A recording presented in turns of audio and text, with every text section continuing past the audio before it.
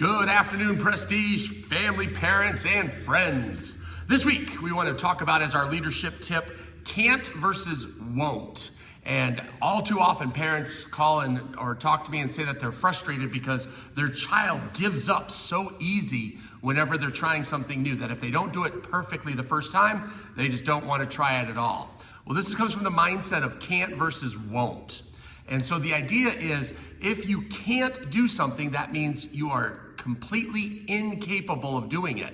But won't is a choice. So when you say can't, your brain starts thinking of all of the negative and all of the reasons and excuses why you cannot do this. But if you can change your child from thinking from can't to won't, then there's the difference. Perfect example would be, I cannot stand on one leg, do a double backflip, and land in a handstand. I am physically not capable of doing it. So that would be a can't. But all too often, you'll hear kids say, well, I can't do my homework. You're capable of doing your homework. What you're truly saying is you won't. But until we teach kids that vocabulary, they're not going to be able to use that word or understand the meaning. They're simply going to go to, I can't do it. I'm stuck. I don't have a pencil. I don't know what they're asking.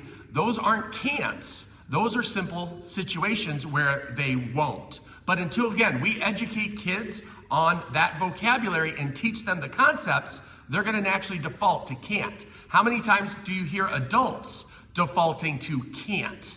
Right? But think about it. Can't you do it or won't you do it? Are you making a choice that you're not doing it, or is there something that is physically, mentally, or financially preventing you from doing it?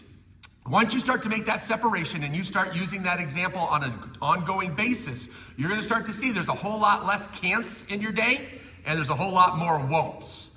But the advantage of that is won'ts turn into wills. So you're one step closer to getting rid of that negative mindset and process and getting a lot more done. So have a great conversation with your child. Listen for whenever they say can't, and right away start to think, you mean you won't? And once you say won't, then work with them and start processing, how can we finish whatever it is you're saying you can't do? I bet at least 95% of the time, you'll find a solution if you work on finding the solution. When you say can't, arms up in the air, and you're simply giving up. And as a black belt attitude and a yes I can attitude, we never give up. So there's our leadership tip for the week, using won't instead of can't. Let me know how it works for you. Leave in the comments what your experience has been, and I'd love to hear what you guys are experiencing with your kids. Have a great day.